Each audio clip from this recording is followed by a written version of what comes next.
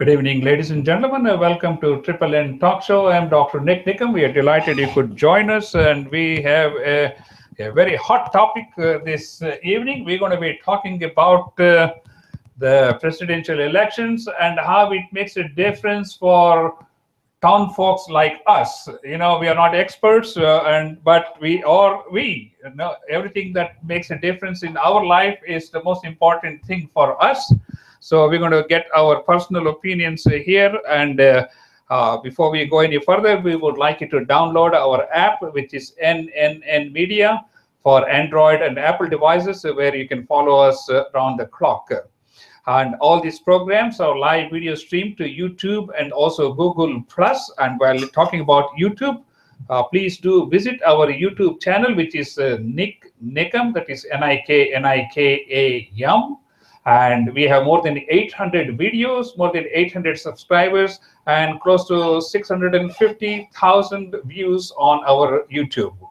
And also visit our Facebook page, which is a Nik Nikam Network, where we keep you abreast of what is happening in and around the town, and also keep you abreast of what's happening around the world. Today, we're going to be talking about presidential elections and how it makes a difference in our lives. And as I said, we are ordinary individuals. And we're going to be talking about mainly four major candidates: Ted Cruz, Donald Trump, Hillary Clinton, and Bernie Sanders. But our major focus is going to be on everything that affects us on a daily life. First, let me introduce my special guest here, Teddy Vadera. Teddy, nice Hello, to have you. Nice He's an engineer, and next to him is IB Beg, who is also an engineer from oil industry. I'm sure he's got a lot to talk about economy, especially in Texas. So, ladies and gentlemen, let's start off. Of course, we have the elections coming on, and the Iowa. This one is going to be the first one on February 1st. But most importantly, I think it doesn't matter which party gets into position. It all matters. All that matters is how it makes a difference in our personal lives. So let's focus on some of the things like economy, jobs, healthcare, immigration, China, India, oil prices, and the war that's going on in the Middle East. Teddy, your first take on the presidential candidates. Couple of words. Well, it's thank you, Nick, for having me over here. With regards to the presidential candidates, it's very exciting what's going on. I find it very entertaining. Every time I turn on the TV and listen to anything of this nature, it's just a couple minutes is enough to get me excited and then move on to something else. So I don't know if that is really good or bad, but it is very entertaining. That's all I can say. I think maybe you put the nail on the coffin by saying it is entertaining. To me, I think it looks like more entertainment channels than anything else, because we are not getting any good substantial references by any candidates as to how they are really going to deal with the real issues. Let's hear from IB. The same situation, what Ted said just now, that it is very entertaining because none of the people are actually looking at people's problem. That is the common man. They're all just fighting among themselves or trying to bring out the bad things among each other, or trying to find some of the hidden skeletons in their closets, instead of focusing on the common man, who is going to be the one who needs the most help in anything that they're going to be doing in the economy, jobs, or healthcare, or immigration, or whatever you talk about. Absolutely. I think you bring us to the main topics we really want to focus on, the things that really matter us. And first, let's start off with economy. During the 8 years of Obama administration, do you think the economy has improved from your perspective? I'm not talking about the whole country and all these things. And do you think any one of these candidates are going to make a difference? Teddy? It's very hard for me to acknowledge that the economy has improved. And it's also, I think we have survived some good times, Yeah. I would say that. And but for the economy to have improved, I have my own doubts on it. There's been a lot of help that have been given to some large corporations, the insurance companies, this, that, and all. And I haven't really felt as a daily, day-to-day survivor if there's been any help that's come from the government. Not that I'm expecting I it, know, yeah. but I don't think I've really experienced that. Has the living been difficult now than it was like, say, 8 years ago? Or challenging, I should say. I would say it is definitely more challenging, Nick, Yeah. to survive now, to grow now, to make a move now. I mean, it's just become, we have gone from an environment where everybody loved some challenge, some enthusiasm, seeing growth, seeing research, Yeah. and we haven't seen all those elements. I Even think that's though a very important point because, as I said, the whole focus of this discussion is how it has impacted our life and how it is going to impact our life. Doesn't matter which candidate is going to be there. And okay, Ivy, what is your take on the economy from your perspective? As you must have been seeing recently, the way things have been going in the economy, especially in this part of the world, where the economy was relying on oil and gas, and the massive layoffs that have been happening all across the energy sector, that has really, really affected a lot of people and their families.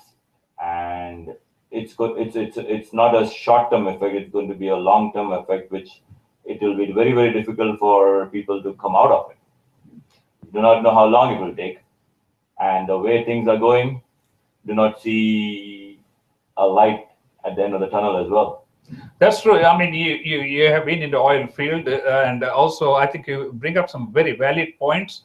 In fact, we had Neil Verma on our program talking about the effect of oil economy, especially in Texas, as to the commercial real estate. He talked about apartments, office complexes, all having 30–40% vacancy, and all this, losing millions of dollars worth of jobs, and also like people, all these who are well-trained people, they have no jobs in Texas. Of course, Texas is one of the most hard hit, especially in the last couple of years.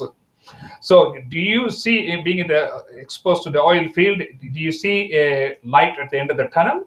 That's what I just said. It doesn't look like there is a light at the end of the tunnel, because the way things are going, and especially the world economy as well, it has affected us a lot in terms of jobs, or even day-to-day living. Things are not getting cheaper. Things are getting more and more expensive. Cost of regular stuff. I mean, yes, the gas is cheaper, but you go to any regular grocery store, you will not be able to find the same prices that you found a few years back. Things have either doubled or more than that in terms of common day-to-day, your bread, butter, milk, stuff. So it is affecting the common man pretty bad. Yeah, Ivy, you're absolutely right. Nobody talks about grocery prices or clothing prices when you walk into a store, and I have seen it myself. Some of these basic groceries, even milk, things like that, they have gone up considerably in price, even though there's no inflation to speak of. Even simple things like eggs, which used to be pretty cheap. I mean, you go try to buy eggs now. I mean, people are having a hard time trying to figure out whether they can buy it cheap somewhere. Yeah, that's. I mean, there's a dichotomy between what the inflation rate is and the prices in ordinary supermarkets. I just can't understand how they can jack up the prices. And nobody's doing anything about it, because people who are going to be fighting in all these elections or whatever, I do not know if they are even exposed to these kind of. That's why we are talking about this is a town folks meeting, because we are in the trenches living from day to day, and we need to be heard so that people understand what is it that concerns us. The grocery prices concern us, utility prices concern, and things like that. Ladies and gentlemen, you are watching the Triple N Talk Show. I am Dr. Nik Nikam, and we are talking about presidential elections and if they are going to have any effect on our individual lives, because we are town folks, and this is a town folks meeting coming to you from Houston, Texas. I should say Sugarland, Texas also. And please do tune into our YouTube channel, which is Nik Nikam, where we have more than 800 videos accenting the days of our lives. Okay, you brought the subject of jobs. Let's talk about jobs. Even though the job rate has come down, but I don't know if it has made any impact to a large degree. The job market will always make an impact, whether the layoffs are at a smaller scale or whether they're at a larger scale. And they probably can be reflected much better in the regions that it happens. We have been fortunate in this area that over the years we have not been affected, but now it is trickling down and all the residue is flowing down here. So we are seeing the effects of it. But I have a question, or it's something in my mind that, excuse me, I have a feeling that this is a trend that is being set. We are trying to bring the economy down to a certain level where we can say that, hey, we are now ready to start from level 0, or like it's a new country being born again, and now let's rebuild. So you're talking about bringing the standard of living. Well, not necessarily the standard of living. We have now already accepted. And we have already accepted the cost of gas. We have already accepted the cost of living in terms of groceries and other products. So it may be an opportunity that where now we can start afresh and build the whole economy again. Why not? Ivy, what is your take on it?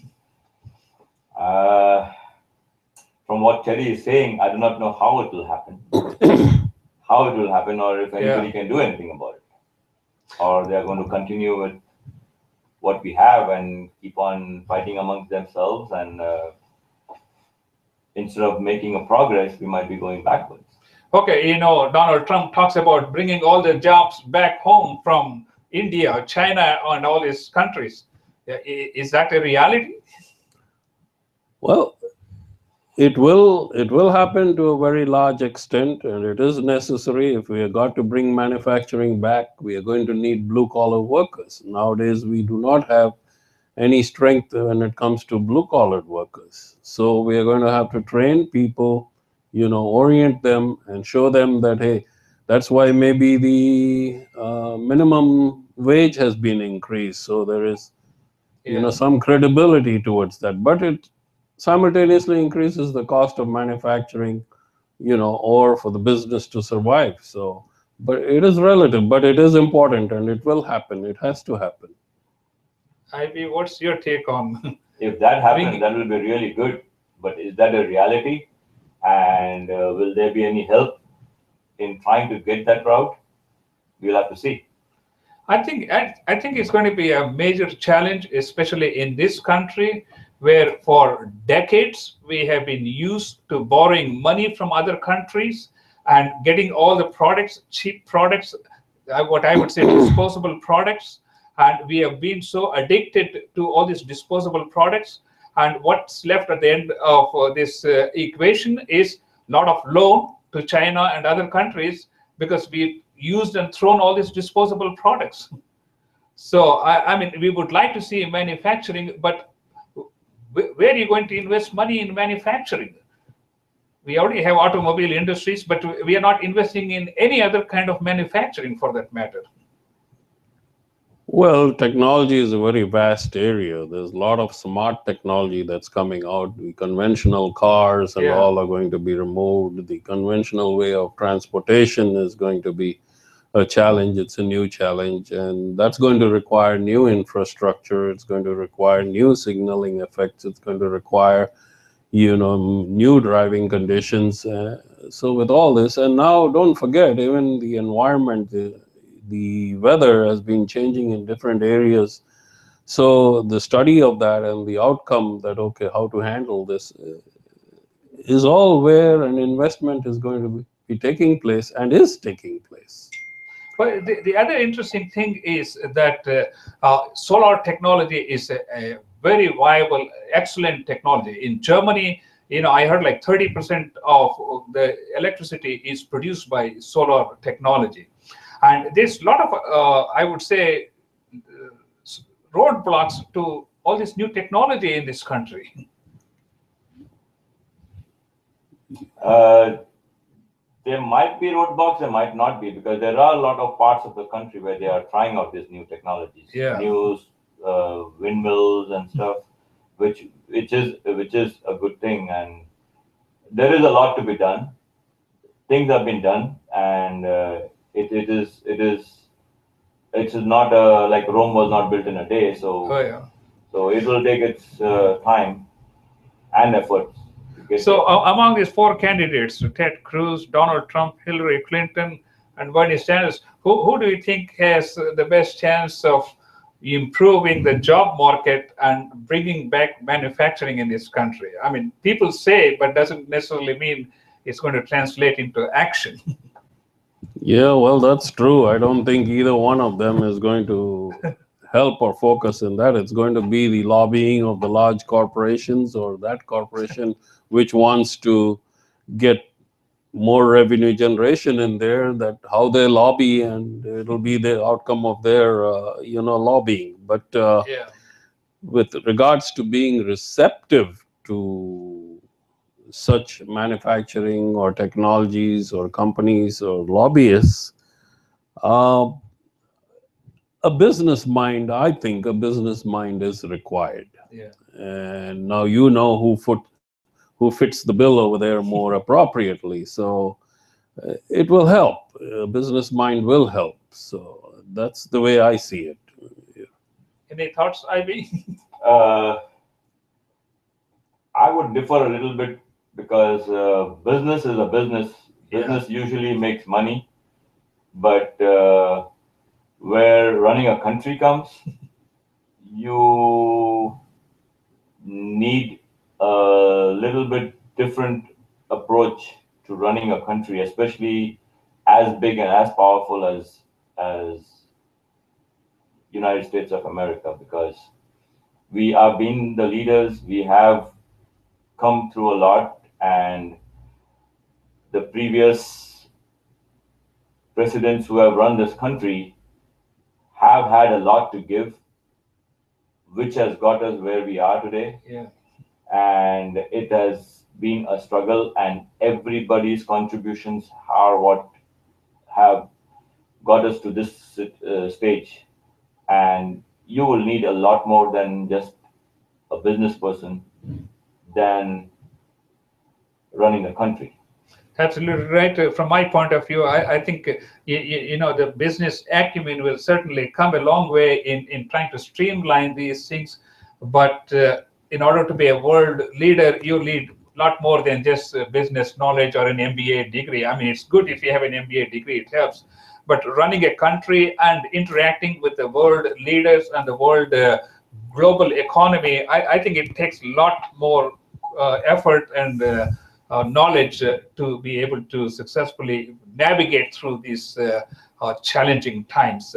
Okay, we are talking about, ladies and gentlemen, we are talking about presidential elections and how it makes a difference for town folks like us who are sitting in our trenches, paying bills on a daily basis. And my special guests are Teddy Vadera and I.B. Baig.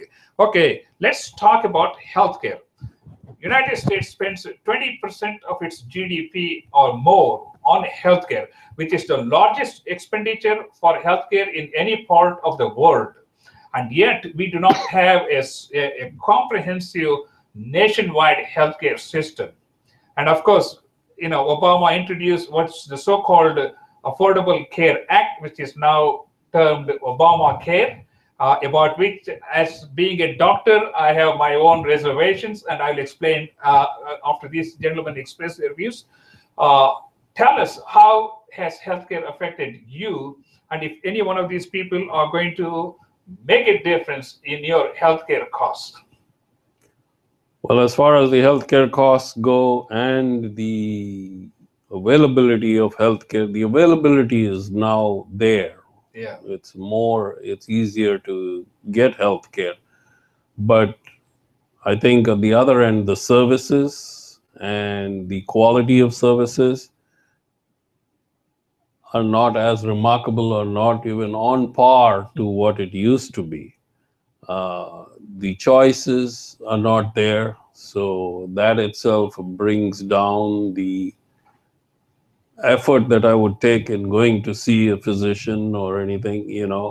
It still is the same where uh, I feel that until and unless it's an extreme urgency for me, I will still not go to the doctor, because the hidden costs or the, right on the front page, it looks very good that, hey, I'm paying a low premium and this, but a lot of businesses also have changed now. They have just gone from their group plans to the affordable plans. Yes. And a lot of employees are not aware that this is what has happened. Yes. And all they know is that, yes, the employer is taking a deduction from their payroll, and so it's probably the same, but it is not. And since that changeover, it has become a lot of overhead expense, I guess, for the government or whosoever the department is that running this. And in the back end, the costs have actually increased and phenomenally increased. And the services are not available like they used to be. I don't know whether it's the incentives for the physicians or the hospitals that have reduced or what. I mean, we may be fortunate, Nick. I think so. And you're a physician, you can probably second this. We may be fortunate that, okay, we are living in a big city over here, but it makes me wonder, or my bones begin to crush thinking, if, hey, if I was in a smaller place, so what would happen, so. IB, how has healthcare affected you personally and your family?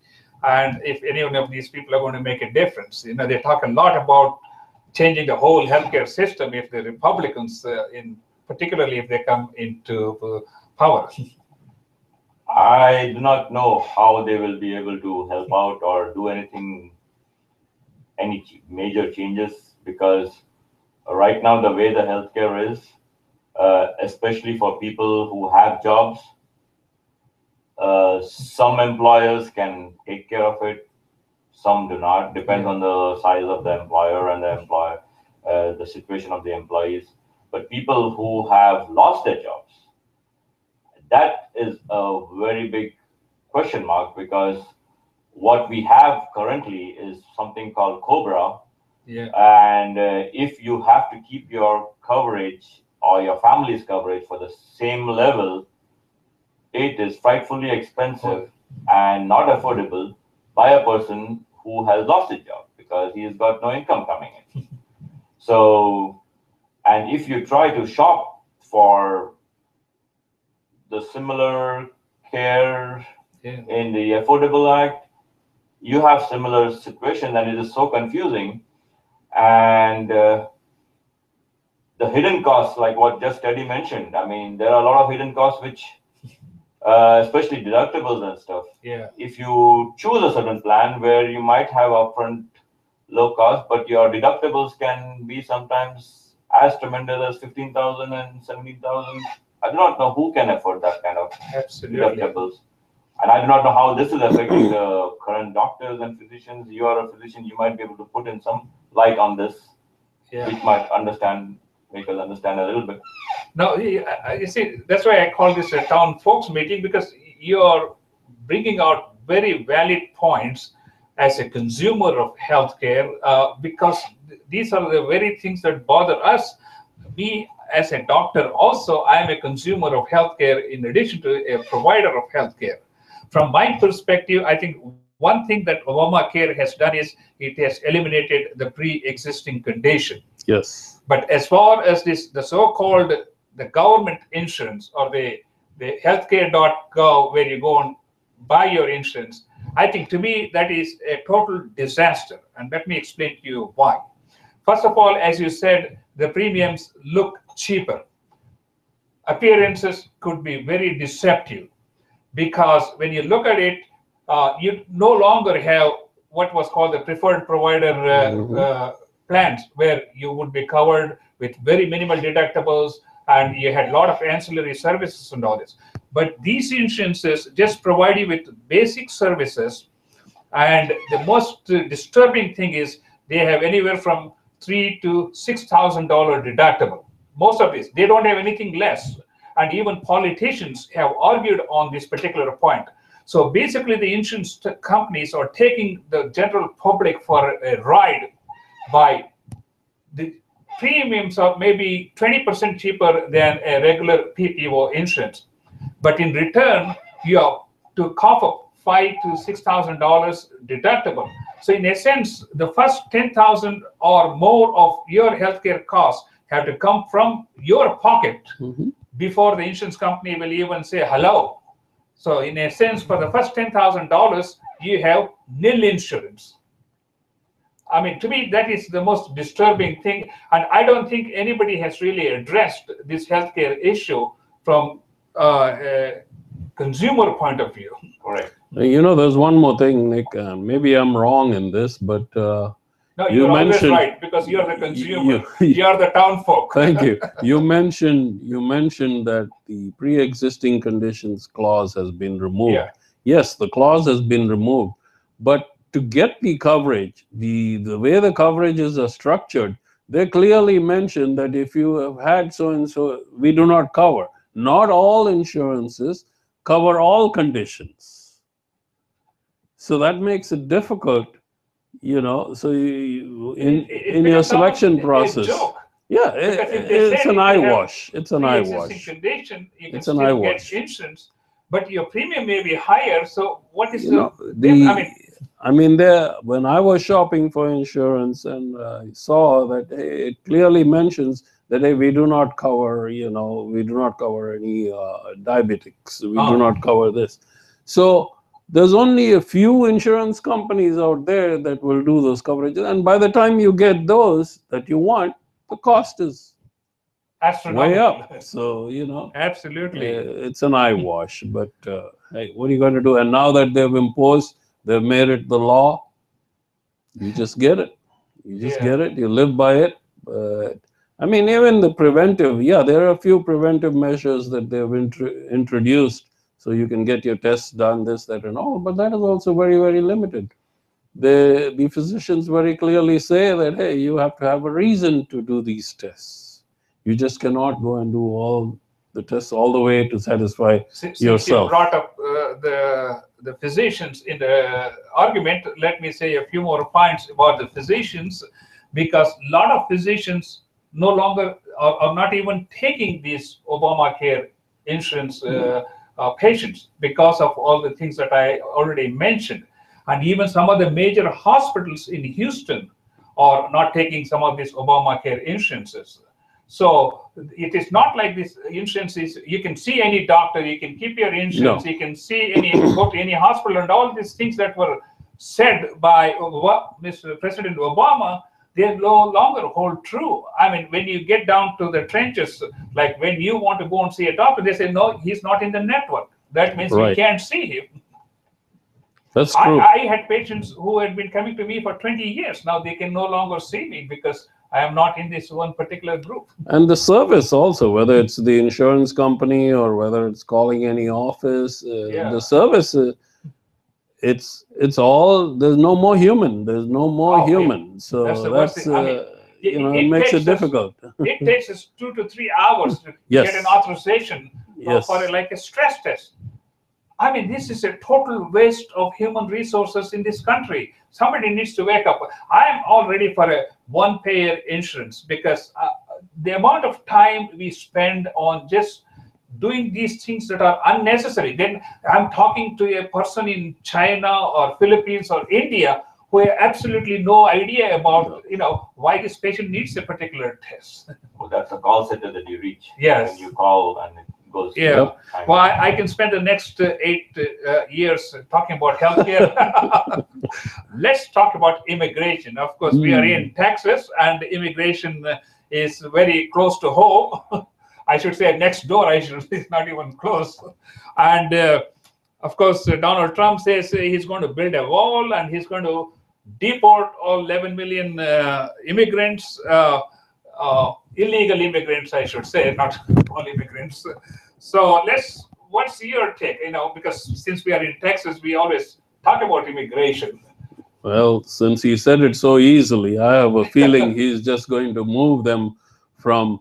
He's not going to move them out of the country. He never mentioned that he was going to move them out of the country. So he's probably just going to move them where he's going to have some other casino or his own business built up, and they can work over there, be underpaid and overworked, and nobody to ask any questions. Well, but that's besides the point. But yeah, I don't know about building a wall, or they got. Nobody has asked Donald Trump, has he hired an illegal immigrant working for him, or has he ever had a contract with another business person or a subcontractor who had illegal immigrants? And nobody has asked this question. Maybe he needs to answer that particular question. Well, you can ask him the question and he'll probably answer it too. But what level of investigation are you going to see to get down to the truth? So. IB, what's your take on immigration? That's a very tough and complex topic that you're talking about, and immigration in this country especially, because this country was based on immigrants. This country has come up with immigrants, and immigrants are the whole and soul of this country. That's how this country was built. If you look at this country, it belonged to the Red Indians. They were the American Red Indians. Everybody else are all immigrants. All are immigrants. Now, how they made it, how they grew, how they survived is the same struggle, I guess, every person who's coming to this country must be facing. Yeah. How you bring a solution to it, that's, with the present day situation, that's going to be a challenge. That's going to be a big challenge. Gentlemen, you bring up some very important points. And from my point of view, immigration, let's be practical. Because, I live in Texas, and there's a large immigrant community in Texas, and similarly in Florida and other places. The question is, if you deport all these 11 million people, who's going to take care of your jobs? Who's going to do the construction job? Who's going to take care of your lawn? And who's going to do all the low-level work, which none of the Americans want to do? I mean, how do you explain that? Well, maybe then we'll come up with better innovation and have machines or robots do it. It's easier said than done. But no, that's true. That's true. But and there's. I honestly don't know, but with regards to him building a wall, or I'm sure there can be some regulation and there can be some improvement of bringing more quality people in, rather than we have taken care of making sure that, okay, the disease doesn't come in, or, other type of sickness and elements, but there's been a lot of vulgar people also that have come in and still made good in this country. So immigration will not cease to exist, whether it is any one of these, and no matter what they say. I think it's a very, very good tactics that Donald Trump is implementing, where he's getting attention of 11 million people who were not interested earlier or not participating, but now will, at least when they get together, will have a voice, and it may change the tide for him. Maybe they're going to vote for somebody else. Well, they're not going to vote for somebody else. Right now he's creating attention, and he's got their attention. And it's only a matter of time when he can twist his tongue or change his vocabulary and say, hey, you guys are welcome. And like we do every year, we are going to solemnize so many people, and that's it. He's done. He's got the credibility from them. you know, and that's He's, quite he's possible. just not telling us. Yeah, He's not laying down his plans as to how he's going to, address these issues. Saying is one thing, but getting it accomplished is a totally different issue. At the nick of time, he can change and just say, because people will forget. And at that time, can you imagine 11 million people just being sworn in, or, a good majority of them, and that's it. It's taken from there. Ladies and gentlemen, you are watching the Triple N Talk Show. I am Dr. Nik Nikam. We have a very hot topic, which is presidential elections. And we are town folks coming to you from Houston and from Sugar Land, Texas, expressing what things make a difference in our individual lives here on a daily basis. While we are talking about the Nik Nikam Network, we would like you to download our Triple N app for your Android or Apple devices, so you can watch these live interviews on YouTube and also Google Plus. And while we mentioned YouTube, we would like you to visit our YouTube channel, which is Nik Nikam, where we have more than 800 videos accenting our experience here in the Houston area. And we'd also like you to visit our Nik Nikam Network Facebook page and like it, so we can keep you abreast of what's happening in and around the Houston area and from around the world. We are talking about town folks' concerns and presidential election. My special guest is Teddy Vadera and IB Beg. Okay, let's switch gears, gentlemen. It used to be, if America sneezes, the whole world economy would catch pneumonia. But now, if China sneezes, the whole world economy is ready to collapse. In a way, it has almost, because the Chinese stock market has dropped 20%. The American stock market has dropped almost more than 10% since the beginning of the year. What is your take on what Donald Trump is talking about China and its effect on United States and, of course, across the globe? Teddy? Well, you're showing the hand to him. You yes, want to pass the question? because he... No, I mean... Let Teddy say, and then we're going to go around. This is a round table, town folks meeting. He's been very excited about China, so, Okay, let's start with IB. Okay, I'm not excited about China, but what's surprising is that the whole world economy, like you said, when China sneezed, or when something went slightly south in China, their stock market went, or for their economy, or for that matter, their currency, the whole world economy almost stumbled. Yes. Which is surprising. I mean, it should not happen like that, but it is happening. That's the reality, and that's the fact. How are we going to, or how it is going to affect the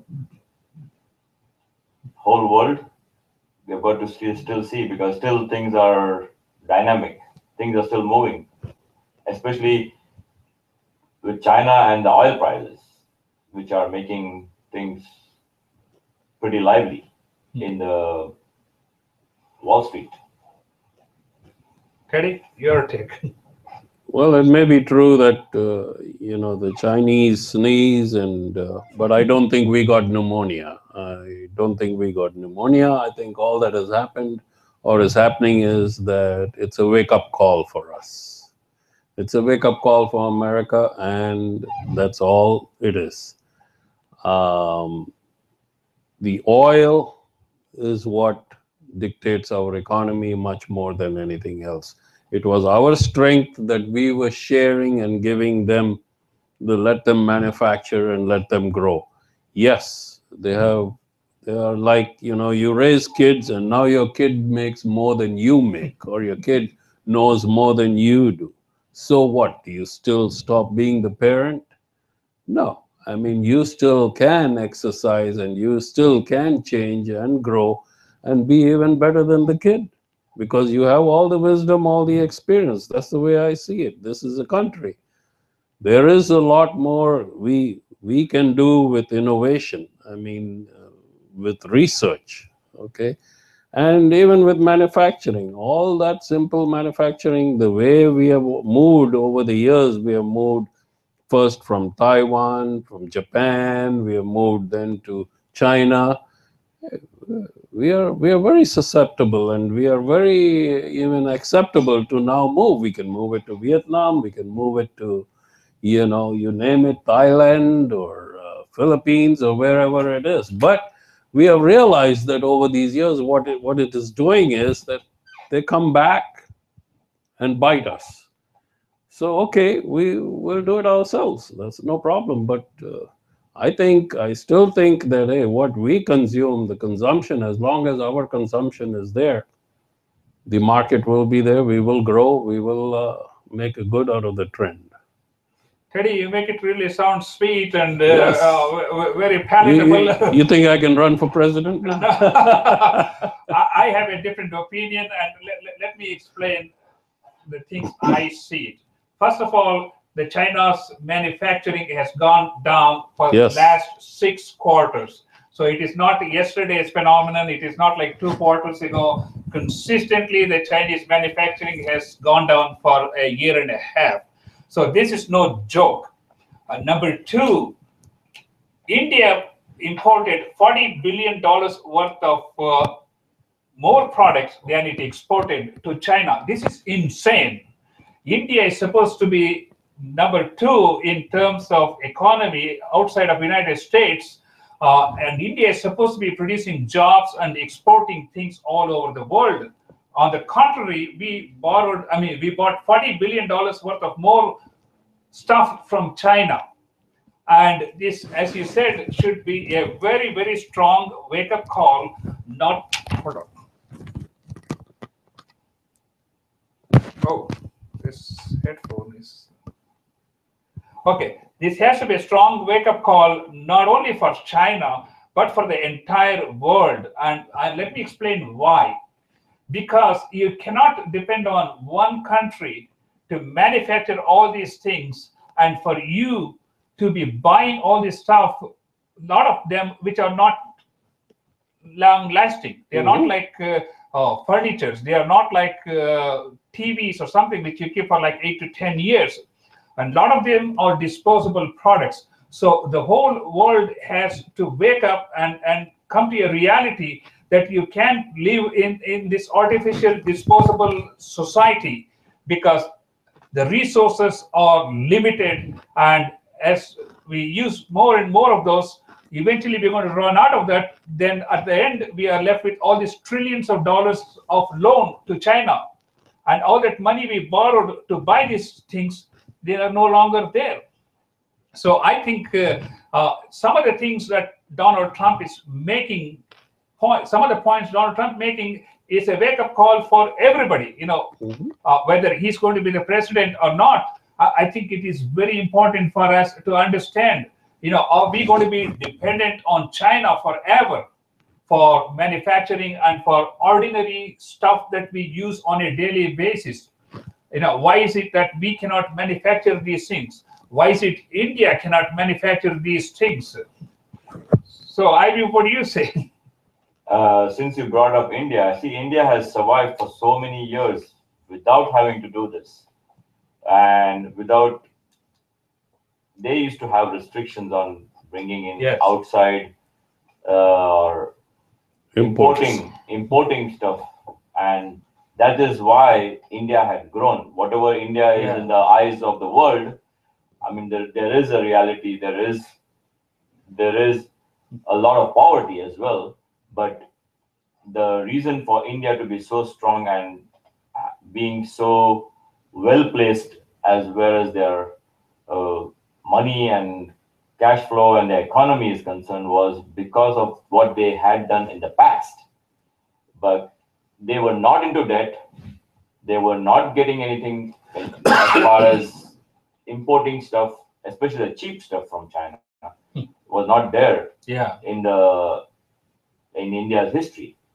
But I believe now the consumerism has gone up there as well, and people have got disposable income. They have got, and they are trying to spend on this kind of stuff, what the whole world has been doing for a long time. That's right. Yeah.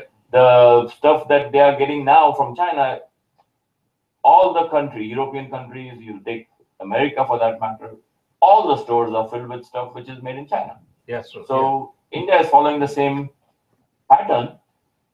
So you should be. It could be possibly their downfall as well in this in the That's the future. point. You see, unless India gets into manufacturing and supplying to the rest of the world durable goods like Japan, things that are tangible. I'm not talking about things that you can use today and throw it half an hour later, because that's not going to sustain for a long time. But I haven't seen anything from my perspective, India being able to export, even if it's like a software or engineering or hardware. And because they haven't gotten into manufacturing or exporting things that are of durable nature. I may be wrong. I mean, they are doing it. I mean, they are, but it'll. I do not know if it has come to the level where they can be global products. Yeah. So I think that's a good point. We touched upon a whole number of things that bother us for town folks, and let's talk a few more minutes on oil, since we are in Texas and it has affected practically every major bank, industry, and economy in this particular part of the country, especially Texas. So, Ivy, let's get your perspective again. I know you mentioned a few points, and what created this oil glut, and what caused the price to go down from $4 a gallon to what, 45, 50 cents a gallon in some parts of the country now? yeah, you're right. When you mentioned 45 or 50 cents, that was in the news a few days earlier, that's where right. in Michigan, That's right. they had a competition between a few gas stations where the gas was selling at $1, but to get more customers, one of the gas stations dropped it to 47 cents in Michigan. So that is a big drop that you see in the competition. But the oil prices are what have come down in the world market, and that has brought the gas prices down. Yeah. To answer your question, where you said where the gas prices have come down from $4 to $1, is basically from the oil prices that have come down. Now, see, we always thought high oil prices were bad. Nobody ever thought that low oil prices are even worse than the high oil prices. Correct. Yes, the high oil prices were bad, but the low oil prices have not been good either in terms of jobs, job losses. Overall, it has affected the whole markets, the world markets, US market. So, do you think that consumption has increased? Do you see a turnaround in this a price falling Titanic towards a more stable level? It's hard to say. It's hard to say because there are so many players in this, which are controlling this, or to say not controlling, but even affecting the pricing. It's very hard to say. It is affecting, and there are very big major players in this, and we do not know. I mean, they are predicting it to be lower for a few more years, but it's all a prediction. Nobody knows for certain. So whether Ted Cruz or Donald Trump or Hillary Clinton or Bernie Sanders, whoever is elected, you think they're going to make a major difference in all these items we have talked for the last 30, 40 minutes? I guess we'll have to just wait and see, because we are looking into a crystal ball and we are trying to find an answer, which is going to be difficult because we are still way away from when the elections take place and who comes in. At right now, they are just fighting among themselves. Any final words? Well, each one of them probably has merit in a specific area. I mean, but right now it looks like all the enthusiasm has been created by Donald Trump, and he's still railroading everything to his way. And whether he'll be able to extend this into the politics of the world or the Internet of Things, that's something we have to wait and see. but the energy level is there. It is being exhibited. You can't find that in Bernie Sanders or in Hillary. At least I don't. And Ted Cruz. They all three seem to be more of defense than of offense, and so that would make a difference. But with regards to policies and structuring the oil wealth or distribution, that's a very tough call. Like IB said, I mean, there's so many big, powerful players involved in it. The only thing is, I like to think that, hey, with these prices being so low, what we are doing is now we are making a certain part of the world that were not oil dependent also becoming oil dependent.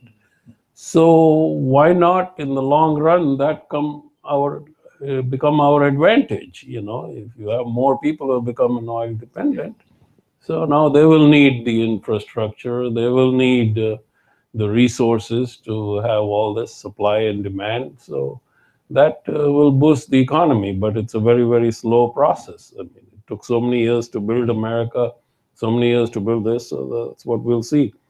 It was just a mad rush that China, I think, was getting greedy and started building products of not quality. This wouldn't have happened if they wouldn't have, gone into poor quality or just getting greed involved. We would. That's why we stopped or have practically stopped buying from them. And But Ted, I would like to differ on that. What you just said about China building everything of a very low quality. That is not true. everything. Not That is everything. not I true said that because there are all the major manufacturers which have set up bases in China, and things are being built to that standard. But it is the rest of the stuff that you're talking about, I guess. But there's a lot of stuff that is being built is all quality stuff as well. You Absolutely, like I think the iPhone and stuff, which are right now the Apple biggest products. Apple Which, products are being built. Apple is the largest company perhaps in the world, and a lot of their products are in fact manufactured in China. And I watched a video on Foxconn factory where 40,000 people work. And in that factory, it's like a surgical operation. Everybody has to wear gowns, masks, glasses, and all these things. So in a sense, there are a lot of things which they do produce quality goods, but for the most part, there are other goods also which we really need to think. Do we need to eat in a paper plate every day if you're at home? I mean, simple things like that. Gentlemen, it's been a pleasure talking to you, and maybe we'll meet from a year from now and see if any one of these economic parameters have dramatically changed, and if so, if it is due to a particular candidate. Teddy, it's been a pleasure thank talking you to very you. much, And Nik. Thanks. Nice. Thank you very much. And ladies and gentlemen, please don't forget, you've been seeing the flash there. I have just published my book, which is Nik's Comedy Clips. Let's see if it will come up. And it has been just released. It's available on Amazon.com. You can get a Kindle version for $3.99, or you can get a print version for $12.99. Please do get our Nik's Comedy Clips, which is about 120 pages of clean comedy. I would say that's a clean comedy. So please do go to Amazon.com and download a copy of a Kindle version, and you can read it. And we'll be back next Wednesday at 6 p.m. on a different topic. We'll see you. Thank you. Bye. Thank you. That's the first time I'm hearing comedy